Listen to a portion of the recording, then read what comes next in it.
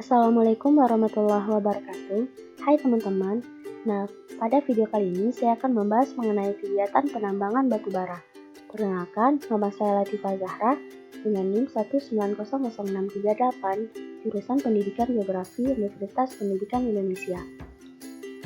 Saya akan membahas 3 bahasan, yaitu apa itu batu bara, proses terbentuknya, dan kegiatan penambangan. Baiklah, untuk bahasan pertama kita akan membahas mengenai apa itu batu bara. Batu bara merupakan batuan sedimen yang mudah terbakar karena mengandung hidrokarbon yang terbentuk dari tumbuhan dalam lingkungan bebas oksigen dan terkena pengaruh panas matahari serta tekanan yang berlangsung lama sekali. Menurut Undang-Undang Nomor 4 Tahun 2009 tentang pertambangan mineral dan batu bara, di mana batu bara adalah endapan senyawa organik karbon yang terbentuk secara alamiah dari sisa-sisa tumbuhan. Selanjutnya kita akan membahas mengenai proses terbentuknya batu bara. Batu bara terbentuk pada zaman karbon, yaitu sekitar 340 juta tahun yang lalu, di mana banyak tumbuhan raksasa seperti pakis. Lalu tumbuhan-tumbuhan tersebut mati di rawa dan tepi sungai sehingga tertimbun lumpur dan tanah selama bertahun-tahun. Ketika tumbuhan-tumbuhan mati itu tenggelam, maka panas dari bumi dan tekanan atau berat tanah mengubah tumbuhan mati tersebut menjadi batu bara.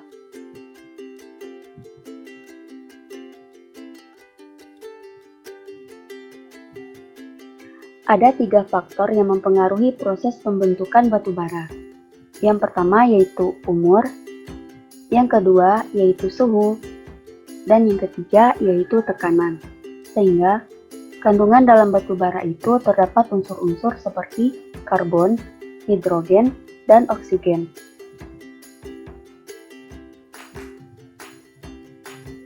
Selanjutnya kita akan membahas mengenai teori proses terbentuknya batu bara. Yang pertama yaitu teori in situ. Menurut teori ini, batu bara terbentuk pada daerah yang berawa-rawa atau pada danau hutan basah. Tumbuhan yang mati langsung tenggelam lalu mengalami pembusukan tidak sempurna, sehingga menjadi fosil tumbuhan yang membentuk sedimen organik dan menjadi batu bara. Yang kedua yaitu teori drift. Batu bara yang terbentuk sesuai dengan teori drift biasanya terjadi di delta sungai, yang mempunyai ciri-ciri lapisan batu bara tipis, tidak terus-menerus atau membelah, banyak lapisannya, banyak pengontor atau kandungan abu cenderung tinggi. Proses pembentukan batu bara terdiri dari 2 tahapan, yaitu tahapan biokimia atau penggambutan dan tahapan geokimia atau pembatubaraan. Sehingga dari 2 teori ini menghasilkan teori proses terbentuknya batu bara.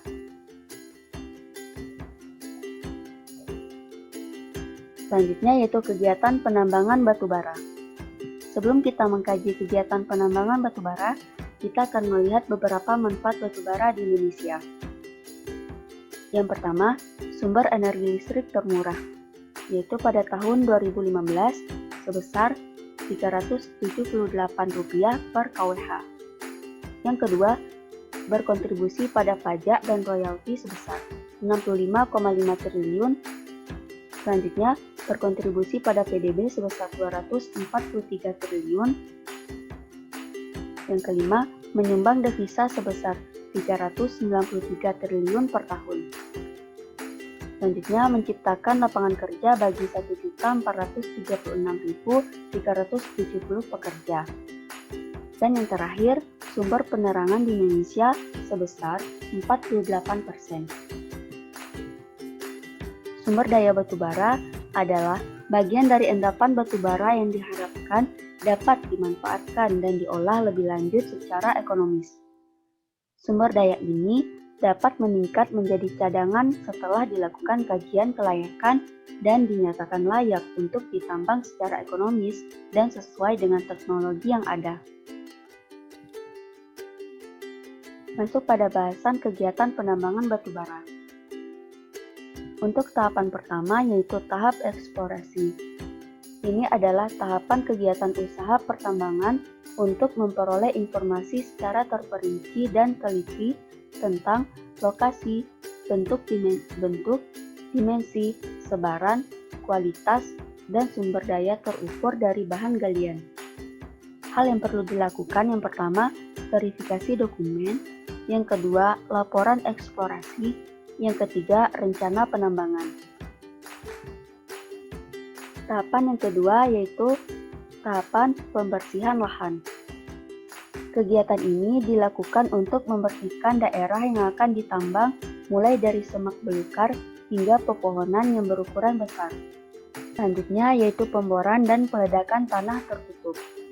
Bila material tanah penutup merupakan material lunak, maka tanah penutup tersebut akan dilakukan penggalian bebas. Namun, bila materialnya merupakan material kuat, maka terlebih dahulu dilakukan pembongkaran dengan peledakan, kemudian dilakukan kegiatan penggalian. Tahapan selanjutnya, setelah kita melakukan pemboran dan peledakan tanah, kita akan melakukan pemindahan lahan tertutup. Setelah itu, kita akan membor atau melakukan kegiatan penambangan.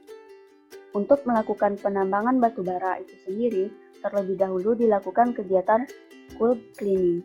Maksud dari kegiatan cool cleaning ini adalah untuk membersihkan pengotor yang berasal dari permukaan batu bara, yang berupa material sisa tanah penutup yang masih tertinggal sedikit, serta pengotor lain yang berupa agen pengendapan seperti air permukaan, air hujan, dan longsoran. Kegiatan selanjutnya, kita akan melakukan pengangkutan. Setelah dilakukan kegiatan cool cleaning, kegiatan lanjutan adalah pengangkutan batu bara dari lokasi tambang menuju stockpile atau langsung ke unit pengolahan. Setelah itu, kita akan melakukan penimbunan pelabuhan, konveyor laut, serta pemuatan batu bara.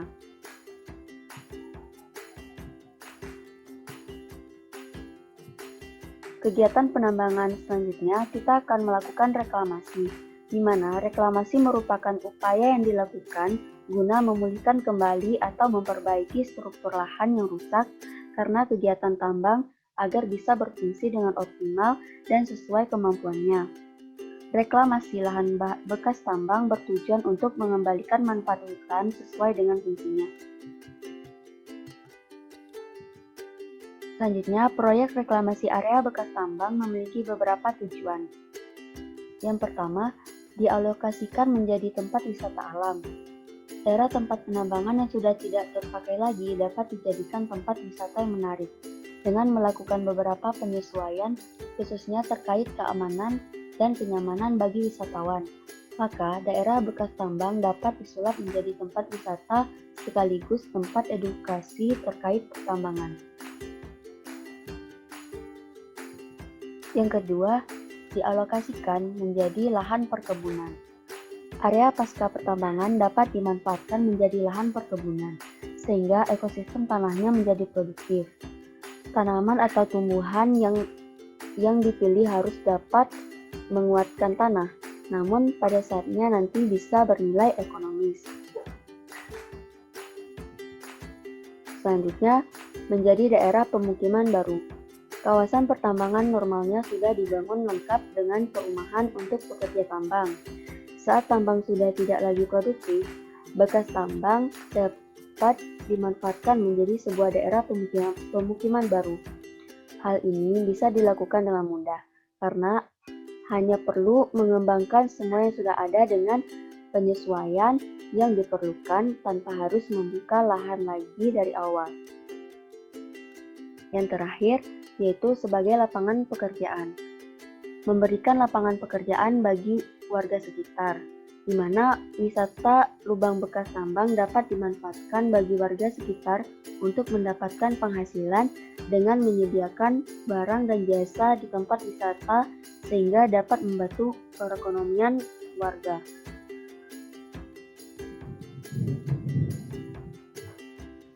Mungkin sekian video dari saya. Semoga bermanfaat dan sampai jumpa. Assalamualaikum warahmatullahi wabarakatuh.